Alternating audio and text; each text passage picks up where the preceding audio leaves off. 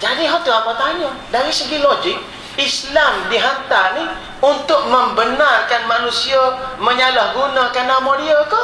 Untuk membetulkan manusia guna nama Allah? Satu je logik saya. Tuan-tuan jawab sendiri. Baik. Maka dia kata apa? Sayujzauna. Orang-orang ini akan dibalas makanu ya'malun, apa yang mereka selama ini lakukan.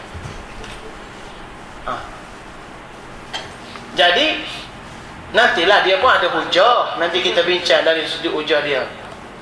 Manakala nama-nama Allah yang lain yang telah dikumpul dalam 99 perkataan yang dipanggil Al-Asma' Al-Husna, kesemuanya telah disebut oleh Allah dalam Al-Quran Al-Karim. Di antaranya dalam firman-Nya, huwallahu alladzi la ilaha illa huwa alimul ghaibi wasyahadah huwar rahmanur rahim. Sampai habis tu boleh baca sendirilah.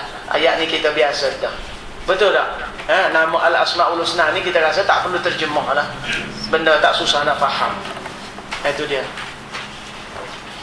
Itu dari sudut leksika. Apa makna leksika? Perkamusannya. Kemudian kita pergi dari sudut binaan kata. Yang ni kita kata morfologi dan leksikografi. Apa makna leksikografi? Tulisannya. Ada dua pandangan yang berbeza tentang pembentukan kata nama tersebut. Sama ada sebagai kata nama terbitan atau kata nama beku. Jadi ada dua pandangan. Ada satu pandangan mengatakan Allah tu kata nama terbitan, dan satu pandangan lagi mengatakan Allah tu kata nama beku. Tapi secara peribadi pada kita lebih mirip untuk memilih Allah tu nama beku.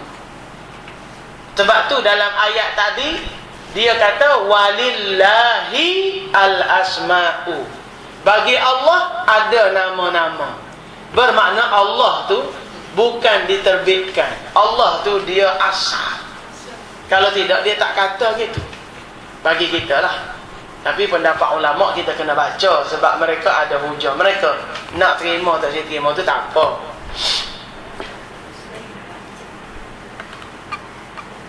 Di antara ulama yang mengatakan perkataan Allah adalah kata nama terbitan ialah Al-Kisai dan Al-Farra, yang mengatakan kata nama Allah adalah terbitan daripada kata nama Al-Ilah yang telah digugurkan fonem Hamzah dan kemudiannya fonem Lam. Ada Hamzah situ dah, ada Lam. Betul tak? Tak ada dalam tu. Macam mana tak ada?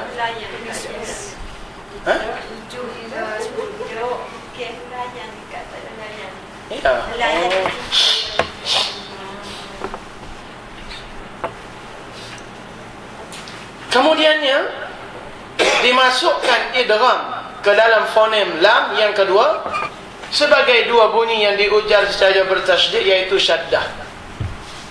Ginilah, cuba tengok al-ilah. Ada hamzah tak? Ada tak? Jadi dia pun buanglah ilah tu, dia buang hamzah. Jadi bila buang hamzah tinggal apa? Tidak Allah lah, ada dua lam tak? Jadi lam tu digabung lalu disebut Allah. Tapi saya rasa cerita nama Allah tu ada dah kita sebut dari sudut bau ni, macam mana perasaan manusia. Tapi itu yang manusia sebut. Tapi sebenarnya kalau kita tengok kepada ayat cerita zaman Nabi Nuh dulu pun dia sebut Allah dah. Betul tak? Jadi kita rasa benda ni kita tak payah detail lah. Tuan-tuan boleh baca sendiri. Kita nak pergi terus kepada morfologi. Ini dari sudut makna morfologi. Ketujuh. Ya, nak lagi. Baik, kita ambil satu fakrah ni. Dari sudut makna morfologi, iaitu Apa morfologi ni?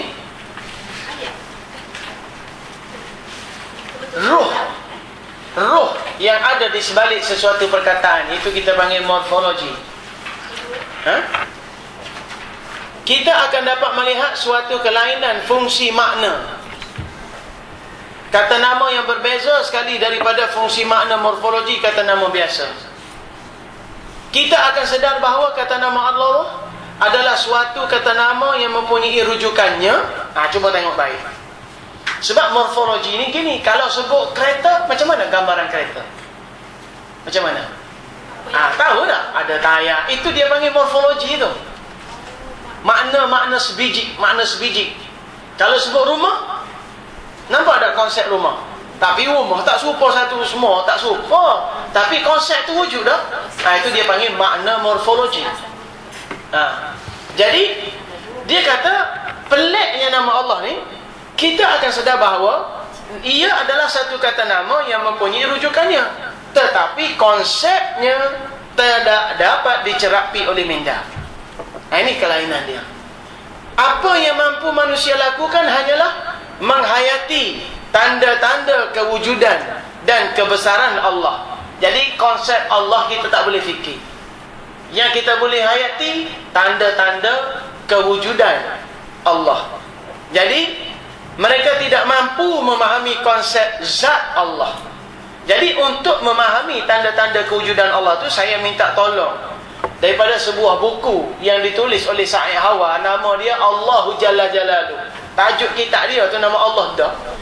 Perlu ditambah di sini bahawa Said Hawa menyatakan bahawa ada 9 aspek yang perlu dipahami oleh sesiapa yang ingin mengenali Allah dengan jelas dan tepat.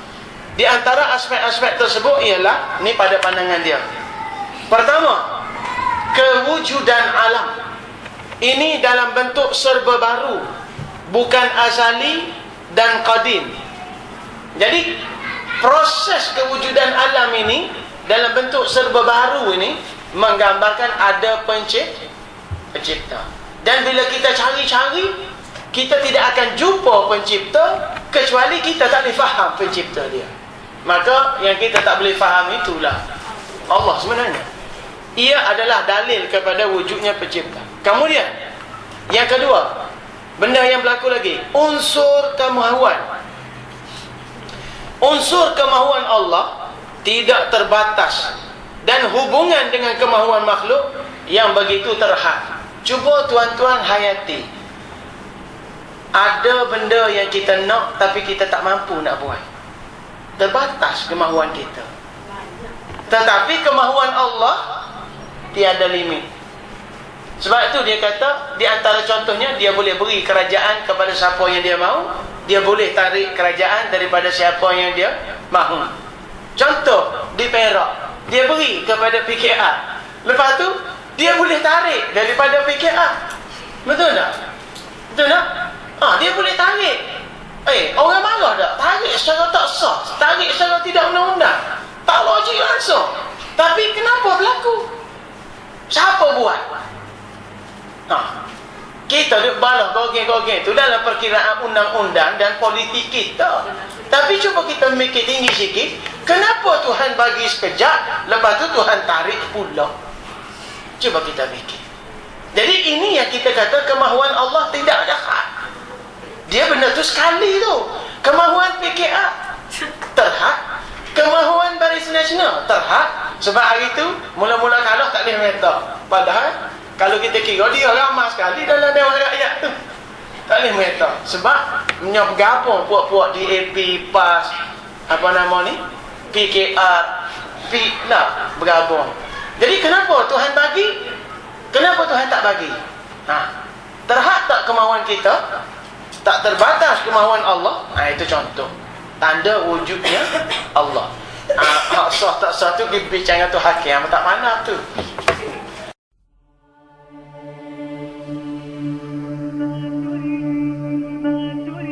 قل ما تريد أرسل بريد أوصل كلام وارفع يدك شارك وقل نقطة نظام